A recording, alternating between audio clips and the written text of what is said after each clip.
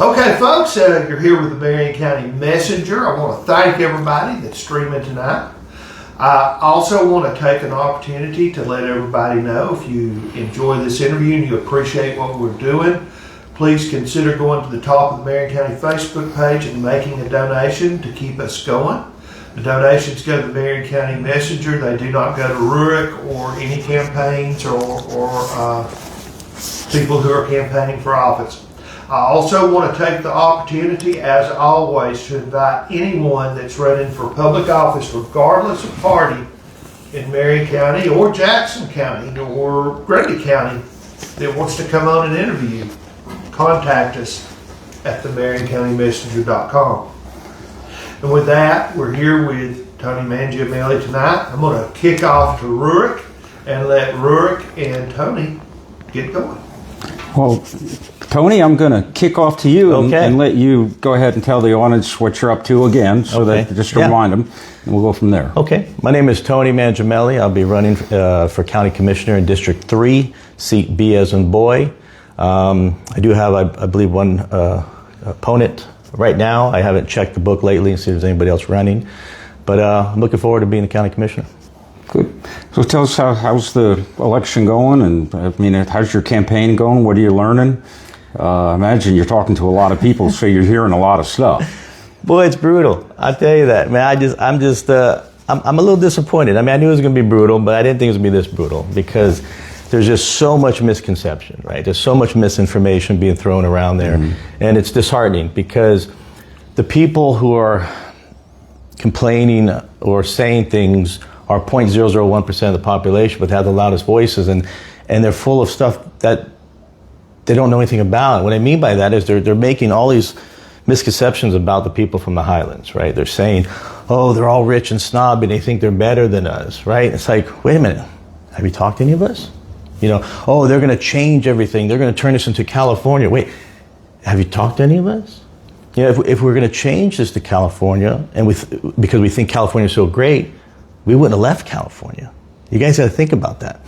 And not everybody up there is rich. Majority of the people up there are ex-firefighters, police officers, military. They're living off their pensions. They're living off paycheck by paycheck. And it's funny because some of the people that were complaining about us being rich and snobby, I've met with a handful of them. And every single time I'm done meeting with them, they all say the same thing. Wow, I misjudged you. I'm sorry. You know, I'm going to get my friends behind you. We're going to vote for you. And it's just, that's all it takes is, you know, my door is always open. Come to me. Call me up. Inbox me. I'll meet with you. I'll meet with anybody. And I've made that, so many people, everyone that says something negative, I've inboxed them. Meet with me. Meet with me. Meet with me. And most of them won't, right? Because they don't want I don't know why, but they don't. But it's just, I just wish that would stop. And the whole thing with, oh, do you hear when they get interviewed? They said the people down there, see, they're degrading us. They think they're better than us. Well, God, I hear a lot of people you interview that are born and raised here, and they say the people up in the mountain. So it's all it is speaking English. It's no different than I say him over there or her over there, or the car on the mountain over there, or the boat in the water. It's English. So when someone says the people down below, that's not an insult. It's called speaking English. And so I've been making a conscious effort, because I don't want to insult anybody. I've been saying my friends in the valley, because they are my friends in the valley. I have a lot of friends in the valley. I go to Mount Bethlehem Church. That's my family over there.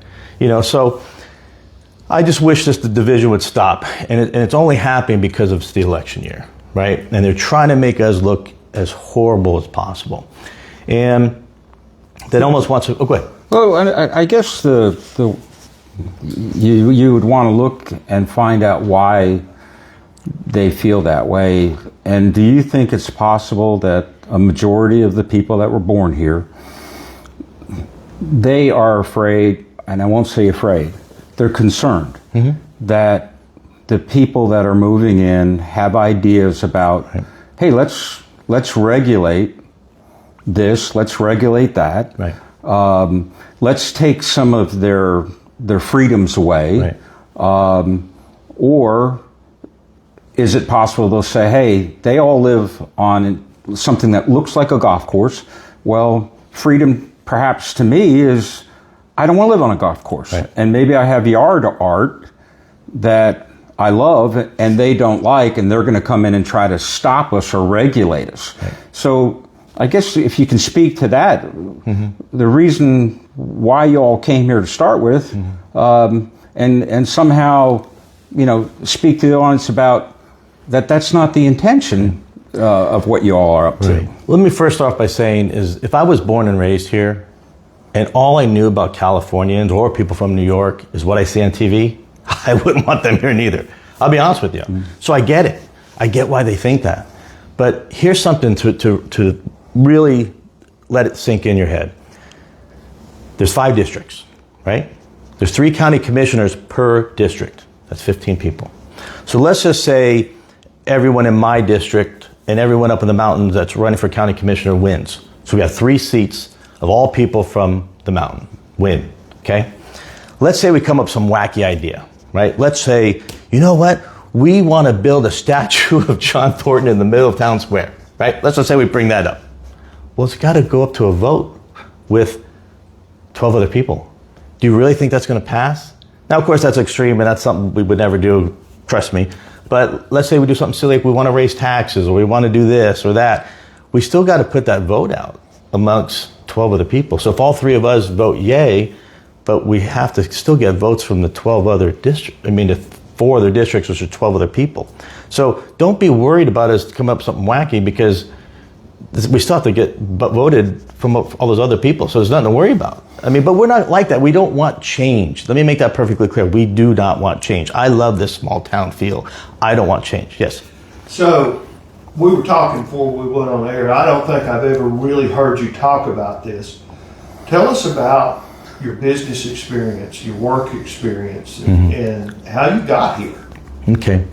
Well, I was just a dumb kid with 2 learning disabilities. I had a hard time reading and spelling all through school. I fixed that my junior year in high school. So I always had a work ethic of I had to work harder than other people. I started my own insurance company at age 24, Farmers Insurance Agency. I've grew that agency from 0 clients to 8,500 clients, which puts me in about top 3 in the nation of insurance companies as far as farmers insurance goes. I got there by working 16-hour days.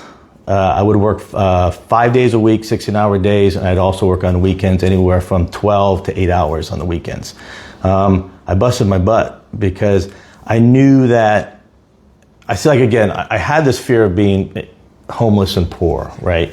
And so that was my drive to be successful. So I never thought I had enough. So I did that for 30 years. No one gave me anything. So it's sad that I hear a lot of comments on social media. Oh, he's that rich guy up on the mountain. He's that rich guy. He's that rich guy. It must be nice to be rich. God, it's funny you say that, but you don't know my struggle. You don't know about the times where my family had to eat top ramen because we couldn't afford to eat. I had to work 16-hour days for 30 years. I had to sacrifice my time away from my family because I had to work and be successful and be a true man and provide for my family. But yet I get punished for that. Oh, well, you live up in the highlands, look at me. I'm covered in tattoos. I wasn't born rich. No one gave this to me. No one gave me anything. My daddy didn't give me anything. Matter of fact, the last 10 years of his life, I paid my parents' bills. So I don't want to hear that whole, oh, he's rich and he can't relate to us. I get that a lot too. Oh, you can't relate to any of us down here in South Pittsburgh. You can't relate to it. I can't. That's all I grew up with. My parents weren't rich, so yes, I can relate. I was there. And that's why I mentor a lot of these kids in South Pittsburgh, is because I want them to better themselves. I've been where they're at, and now I can take them to the next level. So to be punished for that is it's mind-boggling. Was the initial marketing that was done by the developer, wasn't it primarily geared towards retired military and police officers? Yes. He got to hand it to him. His marketing was unbelievable. It got just about everybody up on that mountain, all through Facebook, I believe. But yeah, he was marketing mostly retired people. And then people who are retiring from the military or police officers, firefighters, because in your state, our state, there's no state income tax, right? So and you don't tax your pension and your retirement. So they already automatically got a pay raise. So that's what drew a lot of people here as well, Sure. is you don't tax your retirement here, which is most of us came here. I moved here because I needed to slow down. I moved here because I couldn't stand the politics in California. And I couldn't stand being taxed to death in California. We were just, I was paying $30,000 a year in property taxes. I was just tax on top of tax on top of tax. I couldn't do it anymore. And then we're kind of seeing a similar trend that's kind of coming here where because of the growth that we're having, that a lot of the people that are not at the income levels, they're literally in danger of losing their homes because of reassessment. Yep. So I guess could there be a level of resentment because of that? I would say there probably could be. Of course. Yeah. But let's switch gears a little bit. If anyone, or if the anger is all driven towards folks from the mountain, you know, they're mad at the developer. I know. I would think there's a lot of people on the mountain that are not happy with the developer. Right. But in reality, I guess the big question is: should you be mad at the developer, or should you be mad at the county government? Well, that's a great question, and I brought that up with a lot of when I've sat and talked with my friends in the valley and find out why they're so angry at us and why they dislike us so much. And the main thing is, you took our playground away from us. That's where I used to hunt. That's where I used to ride ATVs. That's where I used to four-wheel drive. I said, okay, but I didn't buy that mountain. I didn't develop that mountain. You know, and I didn't know this when I bought where I bought. I bought it because it's beautiful. I think your county's beautiful. I think the people in it are beautiful. I think this is a great place to live. That's why we moved here. So your anger is really at the wrong person. It's really at the developer. And then if you want to go a little bit further, the people that got him where he's at to buy that property, right? It's not the people that live there. I'm sorry, your anger is directed at the wrong people. So I guess from, I know you can't speak for everyone up there. Mm-hmm. As far as when you say you don't want to change, I would assume that you'd like to see us have just a very open government. Sure. And where we're not, where the needs of the many outweigh the needs of the few. That's what you guys are actually looking to achieve in your political career. Right. So 100%. And I kind of, this will kind of lead me to a segue, what I was going to talk about anyway later on. And in that segue, we'll kind of answer one of your questions. So let me address something. I want to address what Tom said the last time he was here with you. Tom that was running for mayor. Okay. Tom Hudson. Hudson, yes. When he was running for mayor, and he was here being interviewed by you guys. And he said some things that were disheartening to me.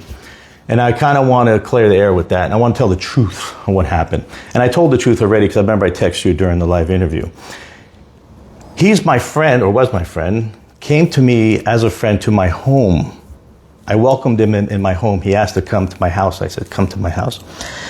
We talked and he asked me, which I thought was weird, here's a local that's running for mayor, is asking a quote-unquote outsider for advice, who's a county commissioner, on what can we do to help our community out. He's asking me that. And I said to him, word for word, what I'd like to see is I'd like to help the people of South Pittsburgh get their taxes lower. And because I'm going to be a future county commissioner, hopefully, I did my homework. Well, why did the taxes double here in the past 2 years? And so I went to the tax assessor and I said, why did this happen? He says, because we're not getting enough sales tax coming in from the local businesses, right? So, and this is all what I'm telling Tom. I go, so what we need to do is we need to get more businesses in downtown South Pittsburgh and Jasper as well, in the square. I love to see that place thrive with businesses. And what that does is it brings in sales tax, which will therefore lower the property taxes here. And I said, I wish we could do some sort of incentive where we can tell the people who own the buildings now to help them fix up their property and remodel them. You mean vacant buildings? The vacant buildings that are okay. in both Jasper and South Pittsburgh. An incentive. Or I even told Tom, or even maybe get an interest-free loan for a year from Tower Banks. We got to come up with some sort of idea. And then that was it. But then he texted me that night before he came here, and I thought that was kind of strange. He asked me the same exact question, but through a text. Now, I don't like to text. If people who know me, I don't like to text. So I do a voice text, right? I do like a little recording, but you only have a minute to talk. So I gave him the cliff notes of what I just verbally told him. And yes, in that verbal one, I did say for them to either poop or get off the pot. So he's absolutely correct. But as you know, when he was doing his interview, he twisted it. And he twisted it to make it sound ugly, like I was saying, we need to take those businesses away from them. And that's what he was saying here. And that's why I texted you and I said, hey, Tom, tell the truth. This is exactly what I said. And while he was here and being recorded, he says, yes, he's correct. He did say that. But I also have on recording to say either poop or get off the pot. Now, to actually use my recording against me, God, that shows your character. What's the date we have to pull our ballots, or not our ballots, to pull pull your petition? Yeah. You mean to turn it in? Yeah. To pull out, like, if you're going to get out of the election. I think it's the 10th, isn't it? I'm not sure. I don't want to. Oh, is it the 19th? 19th. Okay. Well, no, you have to turn it in by the 19th. No, to get out. If you want to get out, it's the 24th. Yeah. Okay. So I'm just going to recommend Tom to probably pull out by the 24th, because what you did is you shot yourself in the foot. Getting any votes now from that mountain doesn't exist. And a lot of people in the valley been blowing up my phone or social media or texting me, say what he did was wrong. So you lost a lot of votes. And you lost my respect as a man, because you try to twist what I did and try to make me out to be an ugly person. And that's just, as a man, that's just wrong. And it really, really, really upset me, because that's not what I said. And real quick, I want to say one more thing. So let's just say I said it in an ugly way. They need to shit or get off the pot, right? Let's just say I said that. As a county commissioner, we have to look at the bigger picture. We got to look at the community as a whole, right? So if I'm going to upset 5 or 10 businesses or people who own vacant properties up there, I'd rather do that so people in the valley here, all the people in South Pittsburgh, can save their homes by lowering their property taxes and not pricing them out of the market where they have to sell their homes. So I'd rather look at the bigger picture and think of the hundreds of people in South Pittsburgh versus maybe 5 or 10 businesses over there. But here's the thing. I know I'm going to get some people say, well, some of those people can't afford to remodel their homes. Remodel the businesses there, the vacant businesses. Okay, so if they can't afford it, that means they need money. So then sell it. And now you have money, right? So I'm just thinking again of the bigger picture. I want to see the people of South Pittsburgh keep their homes and lower their property taxes, period. Go ahead, Drew. You were talking about starting an insurance agency, and you said that you took it to how many people? 8,500 people. 8,500 people. That's a lot of people in an insurance agency. Right. It's a big agency. Very. So you have a lot of business experience. Yes. Very much so. And what you were discussing with Tom, something that bothers me, if you go back 30 years, all these businesses from Bridgeport all the way up the valley, every building had a business in it. Right. And now we don't. Right.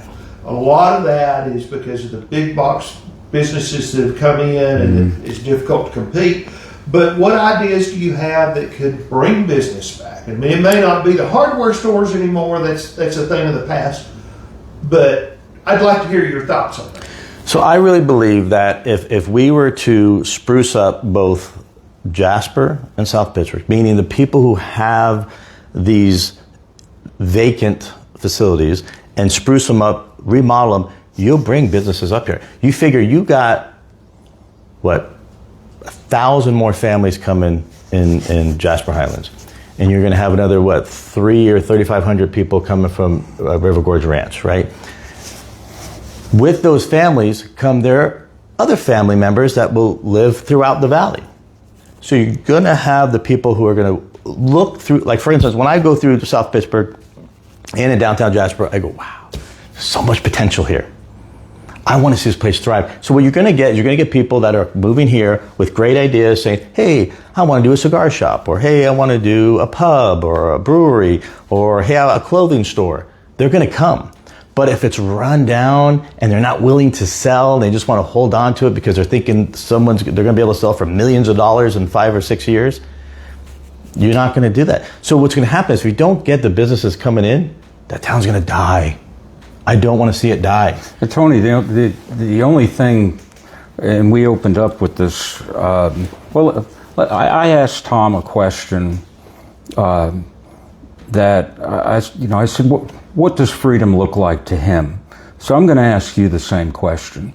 What does freedom look like to you? Less government. That's what freedom looks like to me. Is less government and less taxes, less, So if you come in and let's say you owned a building downtown and you were hanging on to it for a hedge, and then the government came in and said, Tony, right, you either shit or get off the pot. Right. So you see, totally see. But that speaks to some of the fears. I get Right. I get what you're saying. Mm-hmm. The needs of the many Right. outweigh the needs of the few, and that's the struggle, right there. And like I said, that was saying if I meant it that way, but I didn't. Yeah. What I was saying is give them incentives, give them a tax break, or give them an interest-free loan, give them making it easy for them to do it. So no one's saying should get off the pot. I said that in a verbal thing just to say it, but it wasn't what I meant. It resonated with me. I understood Yeah, it. So right. there's nothing So wrong with it. what I verbally told him is what I said already, and he agreed. He admitted on live feed that's what I did say. And I really want to find a way to give them an incentive.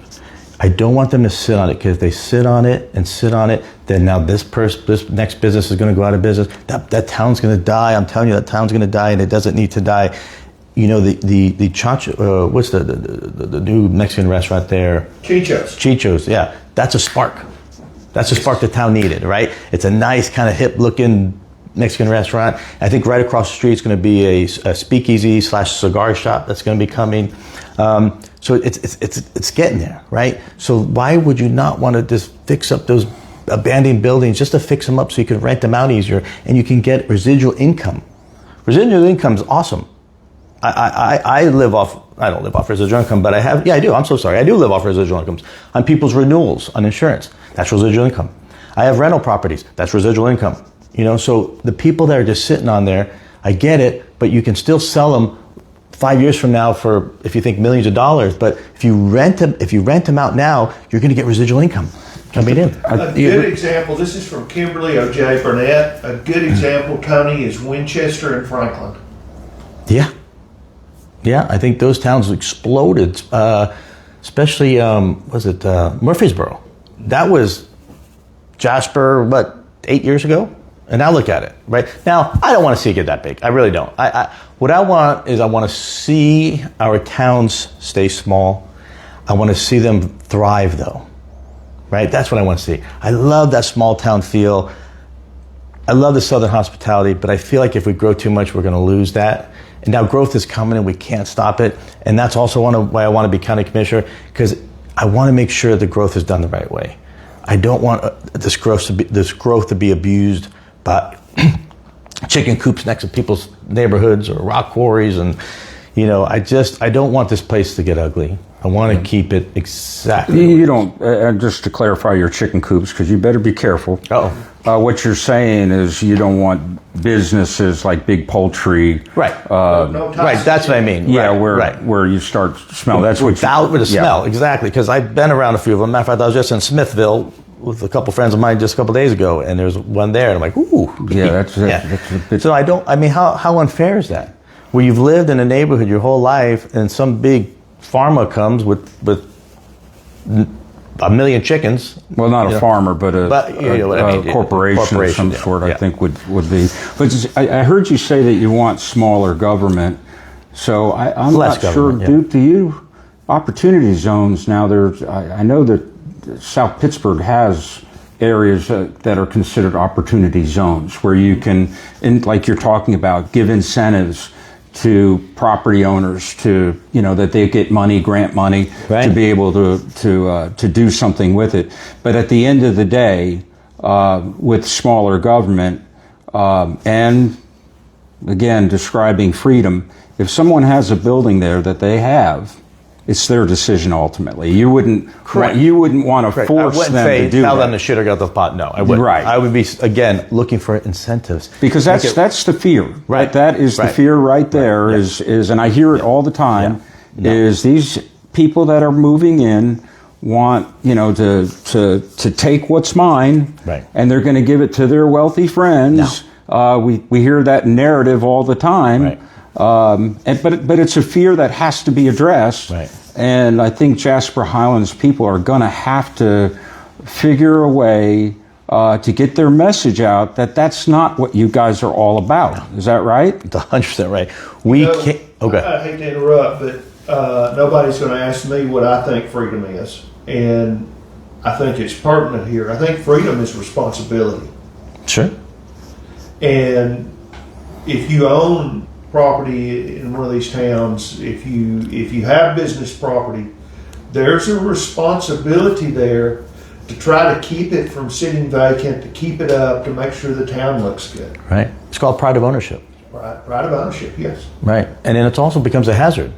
Right. I remember, and I'm not going to mention her name, but she's a business owner in Jasper, and they did go into a building and put their facility there, and they had to leave because it was going to collapse on them. It's all made out of brick. So that's the danger of letting these just sit, and then who knows, someone might break in and have a little party there, and all of a sudden they fall through the floor. It's just a hazard. Well, it sounds kind of to me, Duke, with what you said, and I love talking to Duke, especially when we have political, because we have a good time discussing, and if he agreed with everything that I said, it would be absolutely boring. But what I thought I was kind of hearing is similar to an HOA, is it not? Yeah. And I mean, that HOA's right here and living behind a gate, that's good for many people. I mean, because then you know what to expect. Lawns will be mowed. You can't do anything on your building without permission. And then you have, we'll have a policeman go around and, or not policeman, but like a code enforcement person. Well, in your HOA, you have code enforcement people, HOA people, that go around and say, well, Tony, you can't do that. That's against the rules. Right. And there again, from the people that I talk to, they are afraid of that. Yes. They don't want that. Right. And so I see, you're actually spelling out somewhat of a dilemma, is how in the world do we broach that from a governmental perspective, where we don't irritate everyone here, but at the same time incentivize people. It's the old saying about you can lead a horse to water. Right. You can figure out the I guess rest. we make common sense laws, right? Yeah. Where it's not hurting anybody, it's common sense. Yeah. Right? If you live in an HOAs is kind of a catch-22 for me, right? Is I don't like to be told what to do. I don't like to tell me what I can do with my home and land and all that stuff. But what I do like is that I know my neighbor's house is going to be well kept. See, when I lived in San Jose, California, we always had a nice house, and then not so nice next to us. It was just no matter where we moved, it was just always like that. So it's nice having the HOA to do that. But I think if we make common sense laws, whereas if you do own a vacant property, like you stated, just fix it up, just maintain it, And if you don't want to rent it out, fine, but at least make the appearance of the outside nice. Except the paint chipping and pieces falling off, just make it look nice. Have pride in where you live and the county you live in and the city where you live in. But that's going back to the problem that I bought it, it's mine, I pay my dues, meaning taxes, on that property, and I'll be danged if anyone is going to tell me what to do with my property. Is that not really the overall emphasis of why people are fearful? Right. So I bought my truck. Does that give me the right to burn out all over the place. And no, but speed you all can over have the your place. truck dirty. Right. Just I can look have at it dirty. mine. Right. And if you want to have McDonald's that's 10 years in the wrappers, back seat. that's your choice. Right. So it's a challenge, and I don't know if anyone has the answer for it other than... It's one of those questions you're not going to make everybody happy. Right. I mean, and maybe unfortunate. if you're going to lead the horse to water, right. why don't you throw a little sugar in the water? Right. Right. And maybe that would be the way to do it. I will say this, though. I will still go back to what I said. My main concern is the masses. And if it means sacrificing a few to help with the masses save their homes, again, this is a major thing here, because if property taxes get too high, they're going to have to move out. But let me ask you, is it a spending problem? Is it having leaders that are spending stuff on things that are not for the masses but for the few? So I can only go off what I'm hearing. I don't have proof of it, so I can't say this is for sure. But what you're saying is what I've heard, which is yes. I think there could be some people in the government branch that are spending money on things they shouldn't be spending money on instead of where it should be going to the people, and that's why they're lacking money as well. So I have heard that. Do I have proof of that? No. The only proof I have of it is speaking to the tax assessor, and that was one of the reasons why he gave me. But I'm sure there's other reasons. Because it would seem like go on record stating your tax dollars are used so that a government can operate right properly. And when we start getting away from that, then we start looking at, like, for instance, with our little town here, South Pittsburgh, we want to be in the entertainment business. So we've spent an enormous amount of money with little to no return on investment. And that's a huge, huge problem, because the government has no business in that, in my thinking. Do you agree with that? I agree 1,000%. Yeah, I mean, if you have people in a local government that's not educated on proper management of money, you're going to have an issue. And I think that is what we could possibly be having here. And that saddens me because it hurts everybody. Yeah. At least everybody in the county that you're at. Yeah. Well, so you get on the commission. And right now, let's say that you had 3 people that follow you. I guess my experience, You're a whole other story. I'm a whole other story. But you see the struggles you can have that, like tax relief, that was something that's extremely important, because with all of the people that are moving in, new citizens of Marion County, they're obviously coming from areas where their properties were worth a lot more money. Right. And then they come here and they're like, I got a bargain. Sure. But at the same token, what are we doing for assessments for everyone else? And to think that it could be a struggle to try to freeze taxes, like what you're talking about, for the masses. To think that that's a struggle when our fund balance is fantastic. I mean, we have a great... That's what I heard. Not because of the great business skills of our leaders, because I don't see that. What I see is because the influx of a developer has helped, and actually not just the developer, obviously the people that bought those lots. You know, that's kind of why we're getting all this money. Right. So with you... I can't say that, I'll get in trouble, but go ahead. But with you, if you're elected, what are some of the things that you're going to focus on outside of tax relief, let's say, because I think you agree that we have to do something for residents that have not the income that they really need to have to be able to pay for their food, their medicine, and then they got their property taxes. Right. So what are the things, in your mind that you think you're going to present to make life just a little easier on the folks that are here or in your district? That's a great question. I mean, you're talking about tax release and all that other stuff. Yeah, I mean, I'll be honest with you, I don't know what I do right now. I mean, I have to get educated on what power I actually have. Yeah. Right. I know we have the power of property taxes and the power of the budget. I think a legislative authority is better than power, because there's no power. Right. There's not. There is no power. No. I do know outside of that, I made it public knowledge that I'd love to build a community center for the kids. And just today, I'm getting bashed from my friends in the Valley. Well, how are you going to do it? How are you going to spend it? Well, let me educate you guys a little bit on a little backstory. So 5 years ago, I was working with the mayor on building a community center, and I was working with him, and we found the state Chattanooga State building. No, right there in Kimball. Kimball, yeah. And it was going to cost $1 million to remodel it. I had a 3D rendering of it. It was going to be classrooms, a rec center, and then a gym and a boxing gym all in one over here. So it was a little bit for everybody. Kids to study, kids to hang out. It was a safe environment, okay? Okay, so where's that money going to come from? Well, I went to you guys and seeing if we can get some sort of grant, right? It wasn't going to be $1 million grant, of course, small, probably 10 or 30,000. And then I was going to raise the rest. Not that I was going to pay it, but I'll raise it. I'll find the money.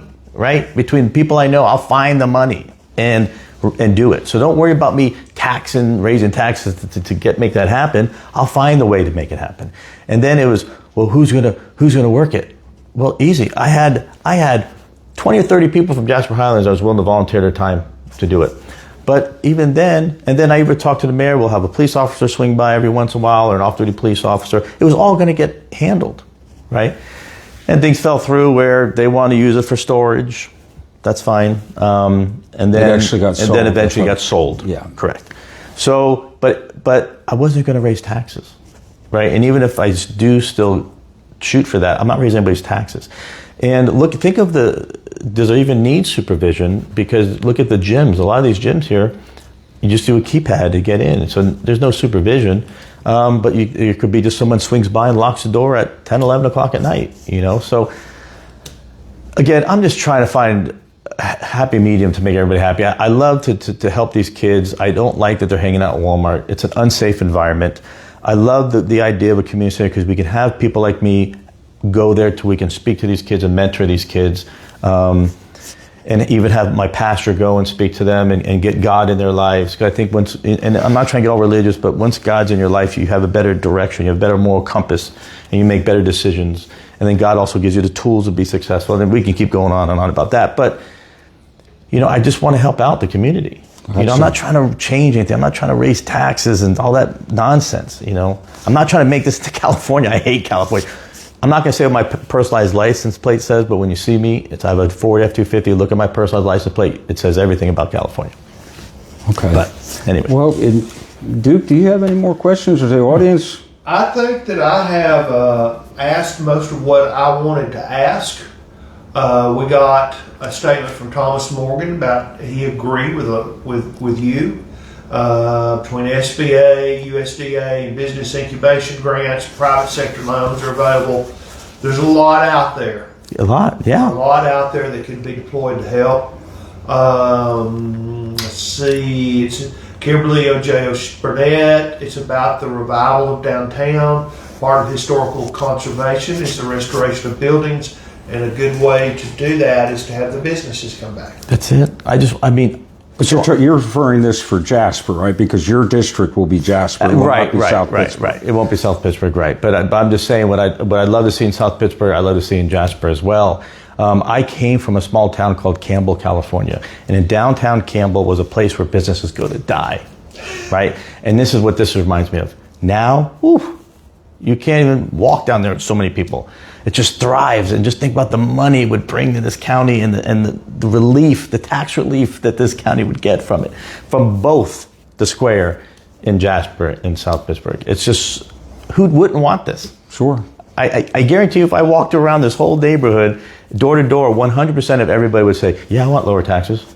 Sure. Yeah, I'm not worried about those 5 or 10 businesses that need to do something, Sometimes we get really hung up, and I realize you're running for commissioner and seat in Jasper, right. But we get really hung up on Bridgeport or South Pittsburgh or Jasper or Whitwell, when really what we should look at is developing from Stevenson all the way up to Pikeville. Right. It's a beautiful area. I see it happening. I do. And when I drive, because I also go to a gym I go to 2 different gyms, and when I drive through Alabama, I'm like, this is all going to be developed in my lifetime. It's coming. We can't stop it. It's just coming. Well, a big thing too, obviously that's that is fantastic, the things that you want to do. And just know the way that Duke and I operate, when you put something out there, of course, we're going to ask you the same question. How are you going to do it and how are you going to pay for it? Of course. Yeah. Because that's what the population wants to know. What are they going to spend our money on? That's what they're afraid of, too, So that's a big deal. But I will give you my word that if I come up with an idea, any idea, I will think this fully through, talk with everybody and their mother about it, and make sure it does not impact the citizens in a negative way. I give you my right hand to God on that. I would never do anything that's going to put anybody in jeopardy here. Okay. I can guarantee you that. I'm a man of my word. Well, if you'd like to do your closing so that people can remember you, I'm sure they will. Yeah. But give your closing, and then Duke, you finish it up. Again, Tony Mangiameli, running for District 3 County Commissioner, seat B as in boy. Love to have your vote. I'm a man that lives by common sense. I'm a simple man. What's right is right. What's wrong is wrong. I'm not here to change the world and make this into an ugly place like California. It's just not going to happen. And get to know me. Just inbox me on social media. I'll meet you. It doesn't matter who you are, where you are. I'll meet you. We'll talk. Get to know me. Don't pass judgment. So that's all I got to say. Duke. Okay, well, folks, I want to thank everybody for tuning in tonight. We have an interview set up for Tuesday as well, don't we, Roy? Larry Montague. Larry Montague, who's a candidate for county mayor. And Thursday, we have... Probably Tim Brooks? Yes. Okay. Tim Brooks. We've not firmed that up, but we have a full slate of interviews scheduled for next week. And we'll be working, probably adding some people. I think we have Kelly Hudson in the midst of that as well. Yeah, we do also want to extend an invitation to Marion County Democratic Party, to the people that are running from the Marion County Democratic Party, to come on to the show, as well as independents and Republicans. Yeah, and I will say too, I don't care if you're Democrat or Republican. I'm going to help you out in any way, shape, or form. Yes, I'm running as a Republican, but if you're a Democrat and you need help in my district, I'm going to help you out. I'm not going to not help you. I made a comment on social media, people are bashing me about too, where I said, I left California because of the liberals. Well, that doesn't mean I'm talking about the liberals here or there. It's just the liberals and the Democrats and liberals in California are drastically different than the Democrats and liberals here, right? I mean, the people back in California, when I'd have the American flag in front of my house, I'd get notes in my mailbox, please take it down, it offends me. That's what I was dealing with, and I just couldn't do it anymore. Or I was racist because I had an American flag. So that's what it's just totally different here. The Democrats here are the working class man, and back California, it's just a whole nother level. Well, really, the political affiliation, what I've learned in the last 3 years, doesn't matter here. Yeah, that's good. And it shouldn't matter because it's about the individual. I wish they'd get rid of the whole party line anyway. Yeah. I hope they get rid of Democrats, Republicans. Just, this is John, this is Mike, this is his policies, this is his policies. Who has a better policy? Period. Yeah. Period. Exactly. Anyway. Well, thank you all for joining us, and come back next Tuesday night. We will have Larry Montague. Thank you very much. Thank you.